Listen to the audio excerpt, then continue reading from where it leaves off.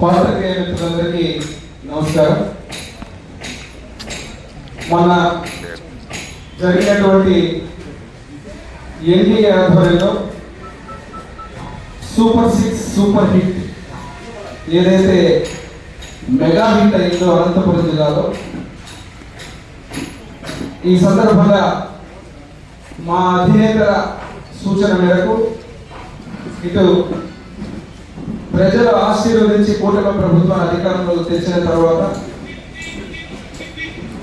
ముఖ్యమంత్రిగా నారా చంద్రబాబు నాయుడు గారిని, డిప్యూటీ సీఎంగా పవన్ కళ్యాణ్ గారిని, ఈరోజు విద్యాశాఖ మంత్రులుగా నారా లోకేష్ బాబు గారిని, నరేంద్ర మోడీ గారి నాయకత్వంలో ఈ యొక్క కూటమి ఏ హామీ అయితే ప్రతిపక్షంలో ఇచ్చినటువంటి ప్రతి హామీని కేవలం 15 నుంచి 16 నెలల లోపు 90% హామీలు అమలు చేసి ఒక గొప్ప విజయోత్సవ సభను రాజమండ్రిలో హామీ ఇచ్చి రాయలసీమ గడ్డ మీద పూర్తి చేసి ఒక విజయోత్సవ సభ జరిపితే చూసారని లక్షల మంది ఆ యొక్క సభని విజయం చేకూర్చారు. ఈరోజు మరొకసారి మా ఎమ్మెల్యేలు నియోజకవర్గంలో ఉన్నటువంటి ఎన్డీఏ కూటమి ఎలక్షన్ల ముందు కూటమి అభ్యర్థిగా జయనాగేశ్వరుడిని, ఇక్కడ ఉన్నటువంటి జనసేన, అదేవిధంగా బీజేపీ, మా తెలుగుదేశం పార్టీ కార్యకర్తలు, నాయకులు అందరూ కూడా సమిష్టిగా గెలిపించి ఎమ్మెల్యే చేసినటువంటి విషయాన్ని కూడా ఒకసారి గుర్తు చేసుకుంటూ, దీంట్లో భాగంగా మీరు చూస్తే సూపర్ 6 హామీలు, మొట్టమొదటి ఉన్నటువంటి తల్లికి వందనం కావచ్చు, అన్నా క్యాంటీన్ కావచ్చు, అదేవిధంగా పెన్షన్లు కావచ్చు, వృద్ధాప్య పెన్షన్లు కావచ్చు, దీపం పథకం కింద ఉన్నటువంటి గ్యాస్ సిలిండర్లు కావచ్చు, అదేవిధంగా అన్నదాత సుఖీభావ, స్త్రీ శక్తి, ఇలా చెప్పుకుంటూ మెగా డిఎస్సితో యువగల రథసారథి నారా లోకేష్ బాబు గారు మెగా డిఎస్సి, ఈ హామీలన్నీ నెరవేర్చిన తీరు కూడా స్పష్టంగా అనంతపురం జిల్లా వేదికగా మా అధినేతలు పవన్ కళ్యాణ్ గారు, ఎవరైతే రాష్ట్ర అధ్యక్షులు మాధవ్ గారు, బీజేపీ రాష్ట్ర అధ్యక్షులు, ముఖ్యమంత్రి నారా చంద్రబాబు నాయుడు గారు వెల్లడించడం, అక్కడ ఉన్నటువంటి ప్రజల్లో కానీ, కార్యకర్తల్లో కానీ, నాయకుల్లో కానీ, ఉన్నటువంటి మహిళల్లో కానీ ముఖ్యంగా ఉన్నటువంటి ఉత్సాహం కళ్ళారా చూశారు.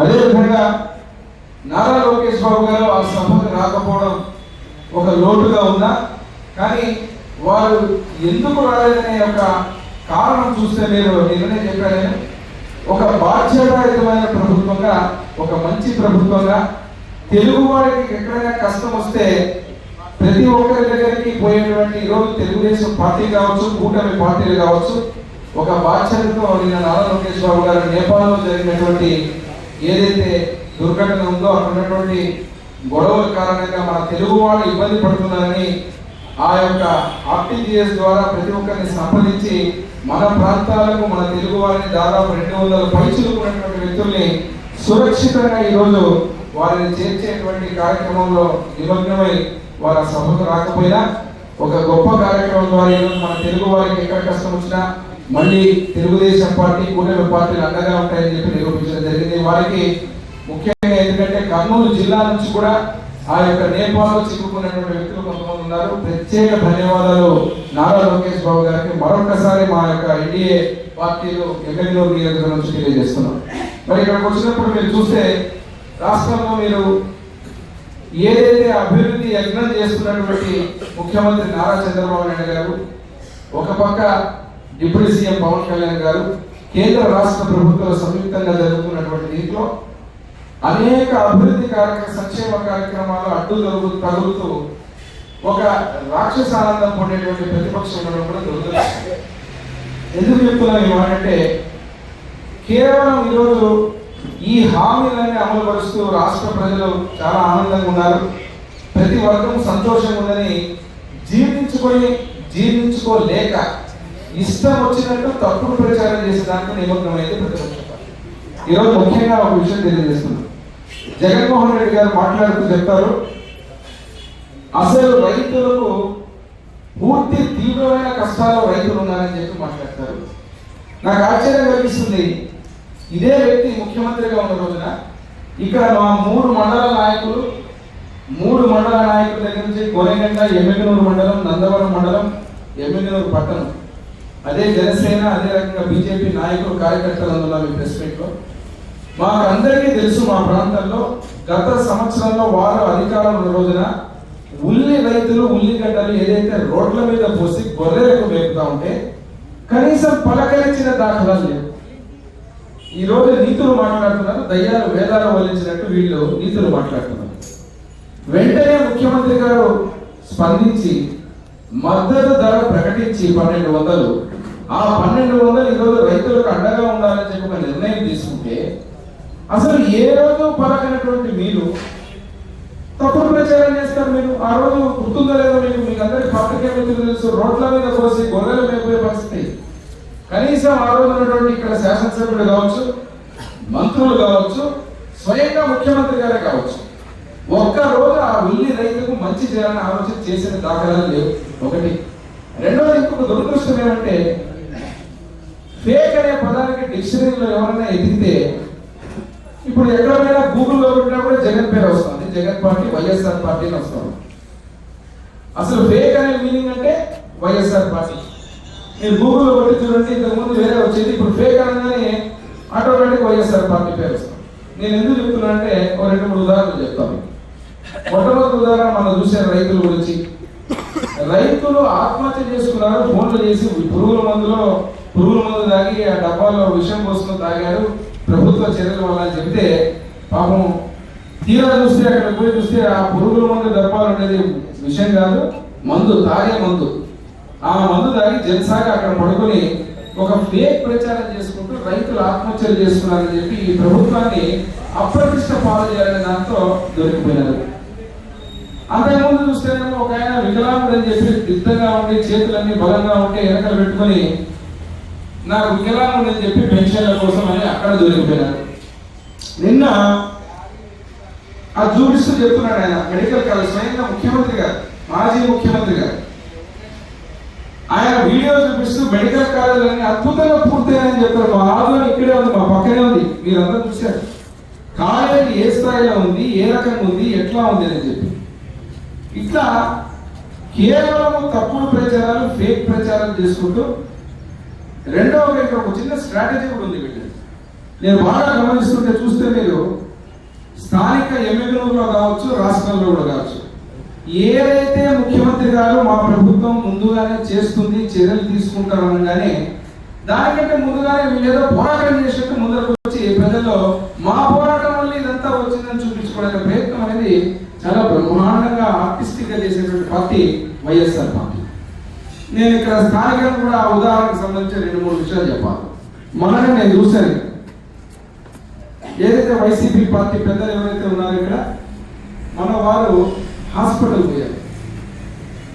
హాస్పిటల్ పోయిన తర్వాత నాకు చాలా బాధ అనిపిస్తుంది. ఎందుకంటే ఎన్నోసార్లు నేను విజ్ఞప్తి చేశాను, ఏదైనా మాట్లాడేటప్పుడు మీరు సబ్జెక్ట్ తెలుసుకొని మాట్లాడాలా. మీ ఇమేజ్ పెంచుకోవడానికి ఎమ్మెల్యేలో ఇమేజ్ని డ్యామేజ్ చేయొద్దండి. నేను ఎన్నోసార్లు చెప్పాను, విజ్ఞప్తి చేసి చెప్పాను, మీ ఇమేజ్ని పెంచుకోవడానికి ఎమ్మెల్యేలో హాస్పిటల్ కావచ్చు, ఎమ్మెల్యేలో ప్రాంత ఇమేజ్ని డ్యామేజ్ చేయొద్దండి. కారణం, వారు రేణుకమ్మ గారు మాట్లాడుతూ హాస్పిటల్లో వారు చెప్పడం జరిగింది. ఏమంటే ఇక్కడ చూస్తే వాళ్ళ మాటలు మదరు బేబీకి సంబంధించినటువంటి నియోనేటల్కి సంబంధించిన దాంట్లో కేర్ లేదు. రెండోది 100 బెడ్లు ఎక్కడ లేవు, అదేవిధంగా కాంపౌండ్ వాల్ లేదు, అదేవిధంగా ఇక్కడ రోగాలని ఈ ఆసుపత్రికి వస్తే తెచ్చుకుంటారు తప్ప రోగాలు అనేది నయమయ్యే పరిస్థితి హాస్పిటల్లో లేవు. అదేవిధంగా ఇక్కడ ఫర్నిచర్లు లేవు, ఎక్విప్మెంట్ లేదు, ఇన్వెస్టిగేషన్ జరగడం లేదు, అందరూ వెనక్కి వెళ్ళిపోతున్నారు. ఈ పదాలని వారు మాట్లాడమే లేదని నేను చెప్పాను. ఒక్కొక్క దానికి సమాధానం చెప్పాలా. మొట్టమొదటిగా చెప్పగా నబార్డు నిధుల కింద ఆ హాస్పిటల్ని శాంక్షన్ చేసింది మా ప్రభుత్వంలో నేను ఎమ్మెల్యేగా ఉన్న రోజున ముఖ్యమంత్రిగా నారా చంద్రబాబు నాయుడు గారు. దాని ఉద్దేశం ఏంటి? 50 పడకలు గతంలో కీర్తిశేషులు నా తండ్రి బివి మోహన్ రెడ్డి గారు అప్పుడు శాంక్షన్ చేస్తే మళ్ళీ నేను ప్రత్యేకంగా 100 బెడ్లు చేసి అక్కడ ఉన్నటువంటి ఆ యొక్క ఇన్ఫ్రాస్ట్రక్చర్తో పాటు హాస్పిటల్లో ఉన్నటువంటి పోస్టులతో పాటు అన్ని పెంచాలి, రోగులకు బ్రహ్మాండమైనటువంటి వైద్యం అందించేటువంటి శక్తిని ఇన్ఫ్రాస్ట్రక్చర్ పెంచాలని ఆ రోజు శాంక్షన్ చేశాను. మరి చేసినటువంటి దాంట్లో మా ప్రభుత్వం పోయిన వెంటనే 5 ఏళ్ళు మీరే ఉన్నారు.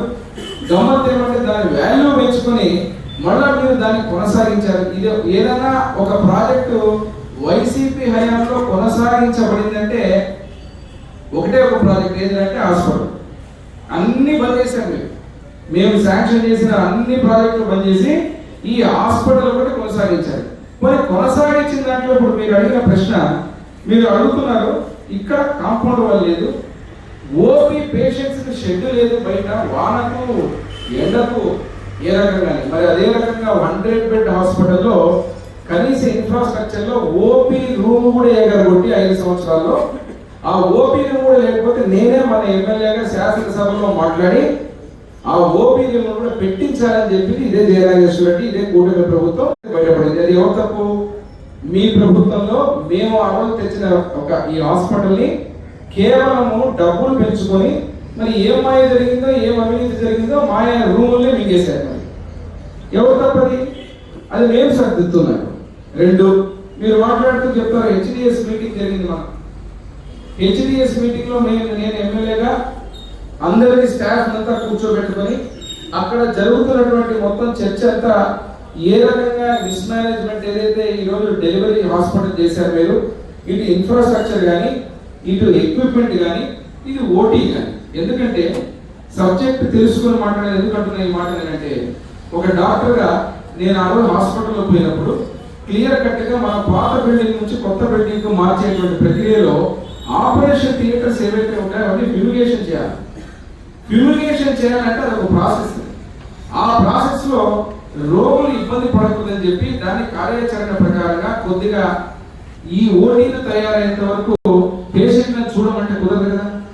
దానికోసం ప్రత్యేకంగా కొంచెం ఇబ్బంది ఉన్నా కూడా ఓల్డ్ బిల్డింగ్ నుంచి న్యూ బిల్డింగ్ కి ట్రాన్స్ఫర్ అయ్యే దాంట్లో కొద్దిగా సమయం తీసుకుని 1 నెల లోపల ఇవన్నీ కూడా ఒక సిస్టమేటిక్ వేలో చేయాలని చెప్పి ఆ యొక్క కార్యక్రమాలన్నీ ఒక కార్యాచరణ పెట్టి రావడం జరిగింది. దాంట్లో భాగంగానే నేనే చెబుతున్నా, మీరు చెప్పినటువంటి ఏదైతే బెడ్స్ ఉన్నాయో ఆ బెడ్స్ ఆటోమేటిక్ గా 30 బెడ్లు షార్టేజ్ ఉన్నాయి. ఇది ఫర్నిచర్ తో పాటు ఎక్విప్మెంట్ తో పాటు ఎవరైనా మేము ఆ రోజు శాంక్షన్ చేసుకొచ్చిన హాస్పిటల్లో ఏదైతే ఉన్నటువంటి మీరు కొనసాగించినటువంటి ఈ ప్రాజెక్ట్ లో డబ్బులు పెంచుకొని ఈ యొక్క ఇవ్వాల్సినటువంటి ఏది ఇవ్వకుండా కాంట్రాక్టర్ దగ్గర నుంచి మీరు మొన్న డెలివరీ చేసిన హాస్పిటల్లో మీరు ఇచ్చినటువంటి పరిస్థితి ఎవరి పాపం? మీ పాపం కదా.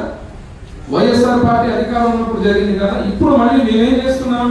ఆ హెచ్డిఎస్ మీటింగ్ లో ఇవన్నీ ఏ లోటుపాట్లు ఉన్నాయో మీరు చేసిన పాపాన్ని కడగడానికి రేపు మళ్ళీ అసెంబ్లీకి పోయి ముఖ్యమంత్రి గారి దృష్టి తీసుకెళ్లి ఈ హాస్పిటల్లో ఎక్కడ ఎక్విప్మెంట్ లేదు, ఎక్కడ ఓటీ యూటిలైజేషన్ కరెక్ట్ గా లేదు, అదే రకంగా ఉన్నటువంటి డాక్టర్స్ ఎవరైతే కొరత ఉన్నటువంటి డాక్టర్స్ తో పాటు ఇక్కడ ఉన్నటువంటి బెడ్ షార్టేజ్ కానీ ఎక్విప్మెంట్ కానీ అన్ని సక్రమంగా ఉండి కొత్త బిల్డింగ్ పాత బిల్డింగ్ ఆ పాత బిల్డింగ్ ని కూడా ఏ రకంగా మనం రెనోవేట్ చేసి ఇంకా దాన్ని బాగా చేస్తూ కొత్త బిల్డింగ్ ని మనం వాడుకలో తేవడానికి పేషెంట్లకు ఇబ్బంది కలగదు. ఎందుకంటే మీరు గుర్తుపెట్టుకోవాలి రేణుకమ్మ గారు, అది హాస్పిటల్, అదేమి ఒక బిల్డింగ్ కాదు.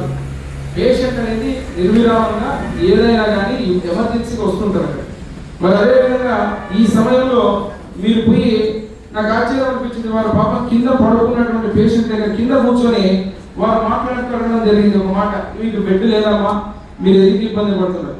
అక్కడ ఎమర్జెన్సీగా వచ్చినటువంటి పరిస్థితిలో పేషెంట్ ని మనం ఇబ్బంది పెట్టకుండా కనీస వైద్యం అందించాలంటే ఆ వైద్యం అందించేటువంటి పరిస్థితిలో అక్కడ ఉన్న దానికి ఇప్పుడు కొత్త బిల్డింగ్ లో బెడ్ లేదు కాబట్టి మీరు రావద్దు, పేషెంట్ మీరు లోపలికి వచ్చి పలకరించాల్సిన అవసరం లేదని చెప్పడానికి సాధ్యమవుతుందా?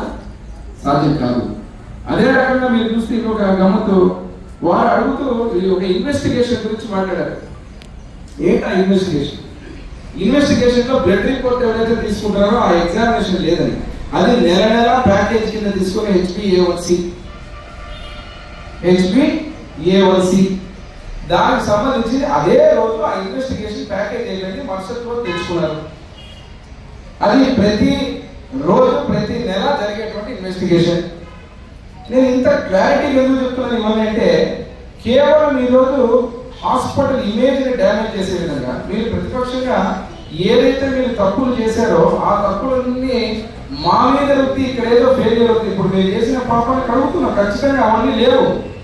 హాస్పిటల్లో ఈ 100 బెడ్లలో 30 బెడ్లు లేకపోవడానికి, ఇన్ఫ్రాస్ట్రక్చర్ ఏదైతే జరగకపోవడానికి కారకులే మీరు. రేపు మళ్ళీ మీరు సరిదిద్దుతున్నాం, ఖచ్చితంగా నాకు అనుమానం లేదు. రేపు అన్ని దానికి ప్లానింగ్ జరుగుతుంది. ఏ రకమైనటువంటి ఎక్విప్మెంట్ కావాలా, ఏ డాక్టర్ కావాలా, ఎమర్జెన్సీ. ఇంకొక ఆశ్చర్యకరం ఏంటంటే వాళ్ళు చాలా అమాయకంగా మరి ఎవరు ఫీడింగ్ ఇస్తారో వాళ్ళకి తెలియదు కానీ క్రిటికల్ కేర్ యూనిట్ గురించి మాట్లాడారు. అసలు మీ క్రిటికల్ కేర్ యూనిట్ అంటే ఏంటో తెలుసా? ఎందుకు ఇస్తారో తెలుసా? ఎప్పుడు ఇస్తారో తెలుసా? నేషనల్ హెల్త్ మిషన్ ఏదైతే ఉందో సెంట్రల్ గవర్నమెంట్ సంబంధించి నేనే ఎమ్మెల్యే అయిన తర్వాత నేను మొన్న ప్రత్యేకంగా క్రిటికల్ కేర్ యూనిట్ మా ఎమ్మెల్యేలు కావాలని చెప్పి శాసనసభ సాక్షిగా ఎమ్మెల్యేలకు మాట్లాడడం జరిగింది. దాని రూల్స్ ఏంటి? నేషనల్ హైవే ఉండాలా, నేషనల్ హైవే ఉంటేనే క్రిటికల్ కేర్ యూనిట్ వస్తుంది. దానికి సంబంధించిన కొద్దిగా నామ్స్ ఏదైతే ఉంటాయో, ఇంత మెజర్మెంట్ ల్యాండ్ ఉండాలా, ఇంత ఎమర్జెన్సీకి సంబంధించిన దాంట్లో ఈ రకంగా ఆ సెంట్రల్ గైడ్ లైన్స్ నుంచి మనకు శాంక్షన్ చేయబడుతుంది. దానికి సంబంధించినటువంటి దానికి ఇంకా మనకు దానికి ఏదైతే ఉందో ఎమ్మెల్యేలకు హైవే లేనందువల్ల అది ప్రతిపాదన పెట్టడానికి కుదరదంటే నేషనల్ హైవే అప్గ్రేడేషన్ కింద పెట్టి మాకు క్రిటికల్ కేర్ యూనిట్ కావాలి, ఎందుకంటే ఇది సిహెచ్సి ఎమర్జెన్సీ ఇబ్బంది ఉంటుందని చెప్పి నేను మాట్లాడి నేను పెట్టడం జరిగింది. మీరు తమాషగా వచ్చి మీరు ఏం మాట్లాడతారంటే ఇక క్రిటికల్ కేర్ యూనిట్ లేదంటారు. ఇంకొక హైలైట్ ఏంటంటే ఆక్సిజనేషన్ సంబంధించి వారు మాట్లాడుతూ చెప్తున్నారు ఆక్సిజన్ పని చేయడం లేదు, అసలు షిఫ్టింగ్ జరుగుతుందని చెప్పారు. ఓటీనే లేదని చెప్తున్నాం. ఓటీనే నీకు ఇంకా ఫ్యూమిగేషన్ జరుగుతూ ఉంటే మీరు ఆక్సిజనేషన్ లేదు, సెంట్రల్ పైప్ లైన్ లేదని చెప్పి మాట్లాడుతూ ఉంటే ఎవరు చెప్తున్నారు మీకు, ఏం చెప్తారు? కనీసం ఆ చుట్టుపక్కల వచ్చిన వాళ్ళు పాపం గుట్టారెడ్డమ్మ గారి యొక్క ఆలోచన విధానాన్ని రాష్ట్రానికి ఏమీ తెలియనట్లు మాట్లాడేటువంటి పరిస్థితి తెస్తున్నారు.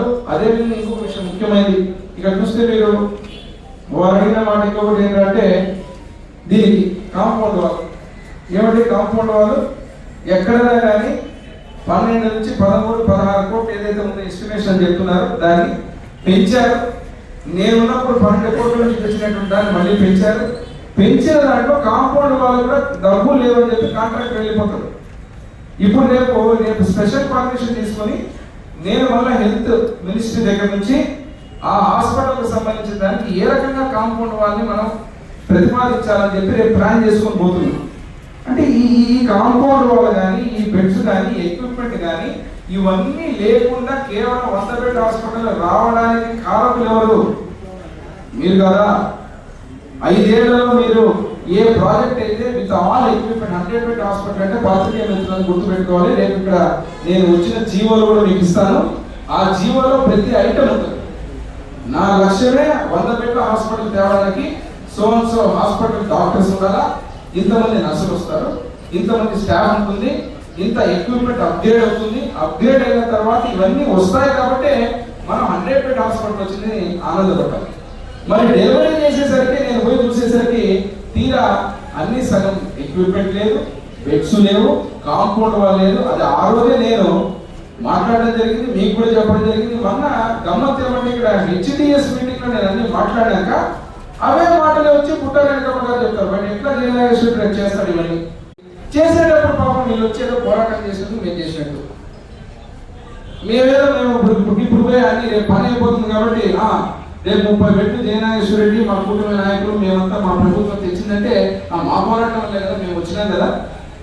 నేను వచ్చి చెప్పినది కదా, మీరు వచ్చి చెప్పినది కదా, మీరు నాశనం చేసినందుకే దాన్ని సరిదిద్దడానికి మేము పోతున్నాం.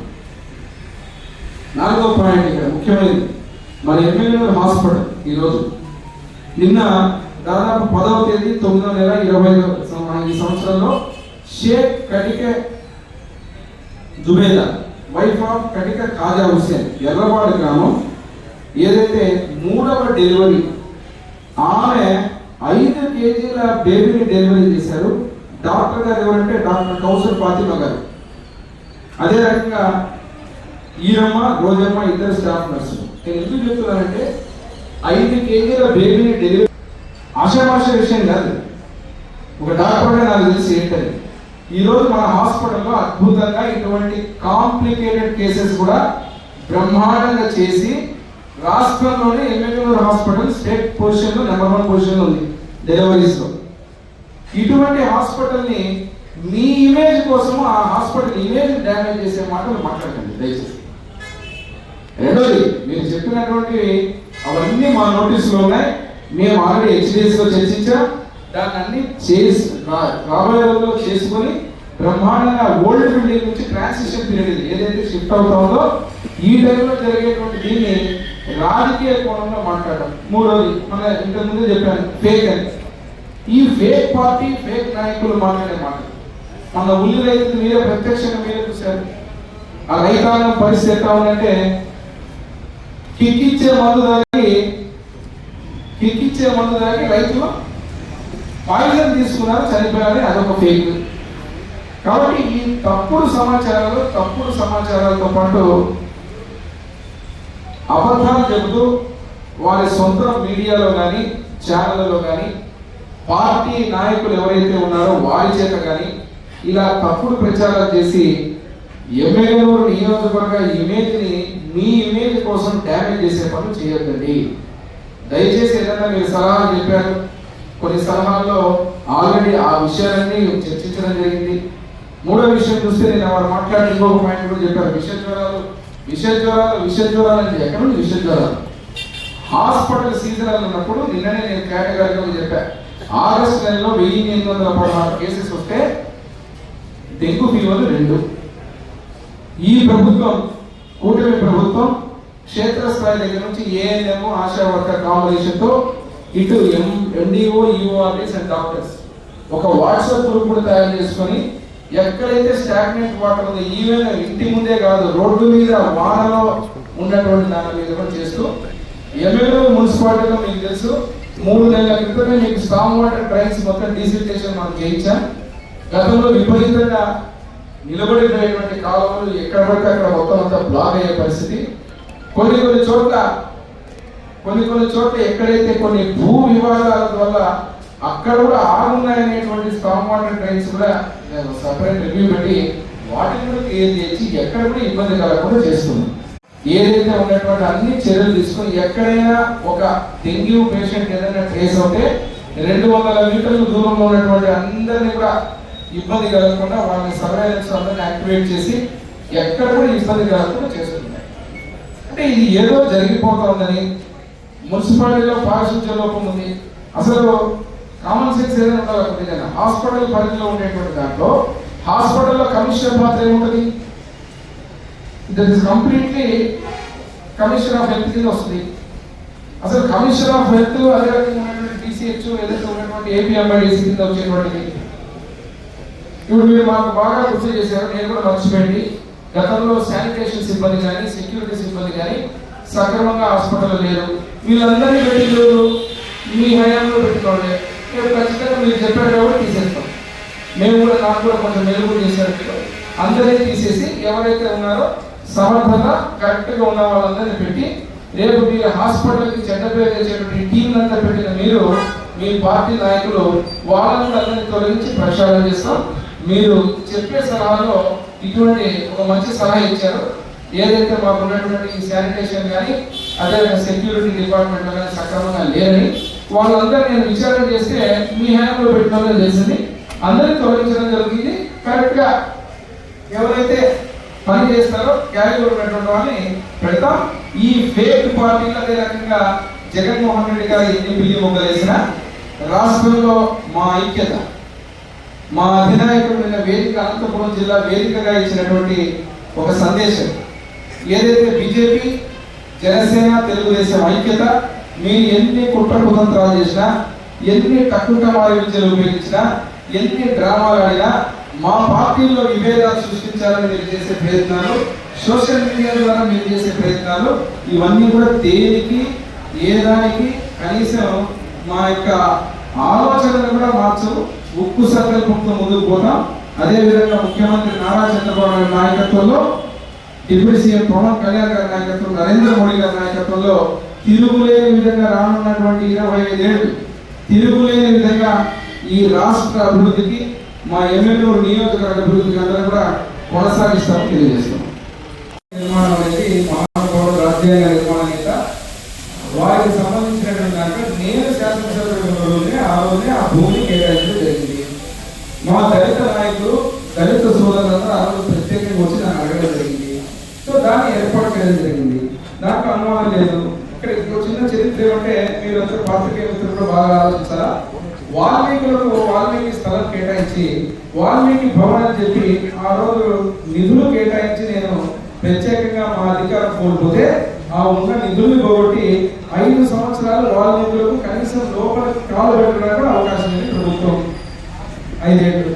అదే రకంగా దళితులకు సంబంధించిన అంబేద్కర్ భవన్కు స్థలం కేటాయిస్తే మరి అడిగేటువంటి నాయకులు 5 సంవత్సరాలు ఎక్కడ ఉన్నారు, ఎదుర్కొంటున్నారా?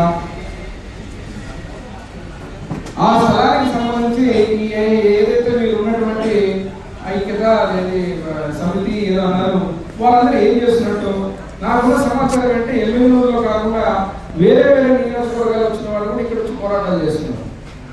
పోరాటాలు చేసే వ్యక్తులకి కనీసం వాళ్ళ చరిత్ర తెలియాలా, ఎవరు ఏం చేశారు, ఎవరు ఏం జరిగింది. సరే ఇంకో గవర్నమెంట్ ఏమంటే నేను చూస్తున్నా ఒక ఆయన మాట్లాడుతుంటే నిధులు కేటాయించి చేశాను అన్నట్టు. ఎట్లా కేటాయించడం లేదు నాకు అర్థం కాదు. ఎందుకంటే నాకు 5 ఏళ్ళు 6 ఏళ్ళు పట్టింది. ఆ 65 లక్షలు వాల్మీకి భవన్ తెచ్చేకే నాకు 5 ఏళ్ళు పట్టింది. విపరీతంగా కష్టపడాల్సి వచ్చింది. మరి ఇంకొక ఆయన శాంక్షన్ అయిపోయింది అంటున్నారు. మరి అంబేద్కర్ భవనే శాంక్షన్ అయిపోయింది అన్నప్పుడు నన్ను ప్రశ్న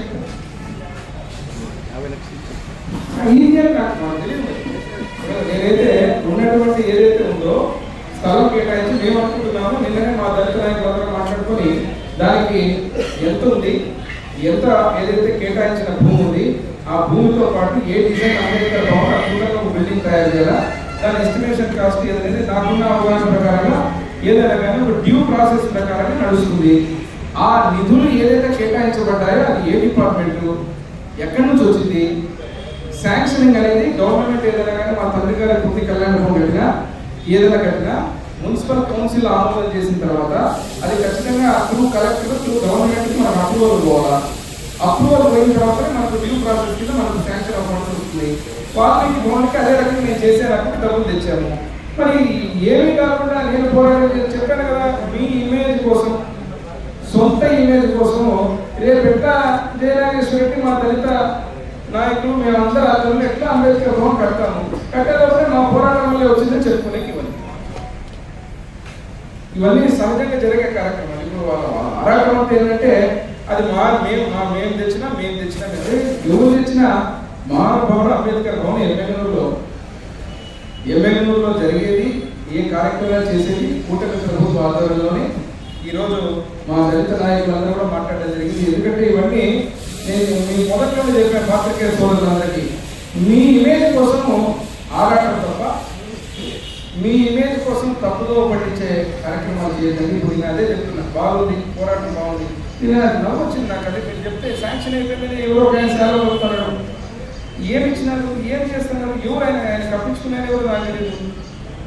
లేదా చూశాను నేను ఎక్కడో ఎవరు వచ్చిందని చెప్పి గ్రూప్లో వచ్చింది. ఎవరైనా ఆయన ఎవరైనా డిపార్ట్మెంట్ కాదు, ఆయన కంపెనీ ఆఫీసరా డిజిగ్నేషన్ ఏంటంటే నాకు ఎవరు ఏదైనా మాకు కూడా అర్థం కావాలి కదా. ఇప్పుడు అక్కడ దేవుడికైనా అటువంటి శాంక్షనింగ్ అథారిటీని వాళ్ళకి అప్పుడు చెప్తాం, ప్రమాణం చేసుకుని వస్తారు.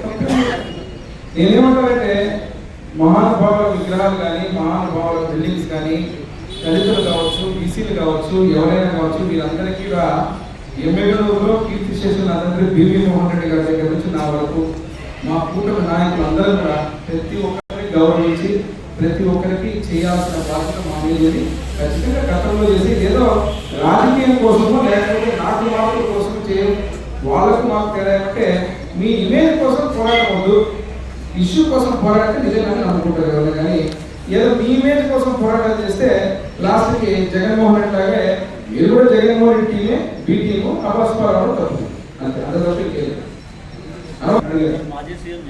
ఎన్ని బాగుండే నాకు తెలియదు లెక్క, ఎన్ని బాగుండే నాకు లెక్క తెలియదు. కానీ గత ప్రభుత్వం మీరు జగన్మోహన్ రెడ్డి వ్యక్తి చేసిన పాలనకు తప్పిన మాటలకు అన్నిసార్లు పోయి బావులో దూకాలి జగన్. ఈ పార్టీ రాష్ట్రంలో ఎన్ని బావులు ఉన్నాయి మాకు లెక్క తెలియదు. అన్ని బావుల్లో దూకి బయటకు రావాలి. ఎందుకు చెప్తున్నానంటే ఈరోజు మా ఎమ్మెల్యే నియోజకవర్గం తీసుకోండి. ఎక్కడైనా కానీ యూరియాకి సంబంధించిన దాంట్లో రైతులకు కొరత ఉన్న చోట ఎక్కడైనా గ్రామాల్లో మేము పోయినప్పుడు నాకు ఆశ్చర్యం అనిపించింది ఏమంటే రైతులు లైన్లో నిలబడి యూరియా ఉందని తీసుకునే దానికి కూడా గందరగోళం అయిపోతున్నారు. అక్కడ ఏదో కొట్టేసుకుంటున్నారు. అది చేస్తే తప్పుడు ప్రచారం తప్ప ఎన్ని మెట్రిక్ టన్నులు స్పష్టంగా మేము వచ్చే రోజు ముందుగానే ఏ గ్రామాలకు వరి ఎక్కువ వేసిన చోట ఎక్కువ డిమాండ్ ఉంటుంది. ఏదైనా కానీ ఒక రోజు ఆలస్యమైన వెంటనే తెప్పించి మన యూరియా అందరికీ ఇవ్వడం జరిగింది. ఈ పార్టీ రాష్ట్రంలో యూరియా పుష్కలంగా రాకపోయింటే రోడ్డెక్కి రైతులు మీరు చెప్పేటువంటి ఎక్కిన రైతుల ఫోటోలన్నీ రోడ్డెక్కింది కాదు, యూరియా కోసం నిలబడి తీసుకుంటున్న ఫోటో. దానికి రోడ్డెక్కినారు, గందరగోళం చేసినారు. అదైపోయింది ఇదైపోయింది సేమ్ అని చెప్పాను కదా. ఫేక్ అంటే ఇప్పుడు గూగుల్లో కొట్టి వైఎస్ఆర్ పార్టీ ఉన్నది లేనట్టు లేనిది ఉన్నట్టు. ఆదంలో మీరు చెప్పండి, మీ కళ్ళ కనిపిస్తుంది కదా మెడికల్ కాలేజ్ ఉందా, పూర్తయిందా? లేకపోతే మనం ఒక ఫోటో తీసుకుని వెళ్దాం పోయి జగన్ ఇది పూర్తయినట్ట అంటే ఎక్కడో ఒక చోట పూర్తయితే అవన్నీ పూర్తయిన ఊహలో ఉన్నాడు, ఆయన భ్రమలో ఉన్నాడు. పైగా పీపీపీ మోడల్ గురించి మాట్లాడుతూ తప్పుడు ప్రచారం చేస్తాడు. ఒక మాజీ ముఖ్యమంత్రిగా మీరు వార్నింగ్ ఇస్తారు, ఎవరో వస్తారో చూస్తాం. ఇట్లా వార్నింగ్ ఇచ్చే పారిశ్రామికవేత్తలని కలిగినారు రాష్ట్రంలో. బహిర్గతంగానే మీరు ఇప్పుడు వార్నింగ్ ఇస్తున్నారంటే మీరు అధికారంలో ఉన్నప్పుడు ఎంతమందికి వార్నింగ్ ఇచ్చింది? అందుకే ప్రజలు ఏం చేశారు, మీకు వార్నింగ్ ఇవ్వని మిమ్మల్ని ఇంటికి పంపిస్తాను. ఇంకా కూడా మీరు రప్ప మా ముఖ్యమంత్రి గారు స్పష్టంగా చెప్పారు, ఈ రప్పాలు పనిచేయవు, ఈ రప్పకు ఎటువంటి మంది సిబిఐ. నేననేది ఏమంటే మీరు ఒక హుందాలైన వ్యక్తిగా మాట్లాడాలా.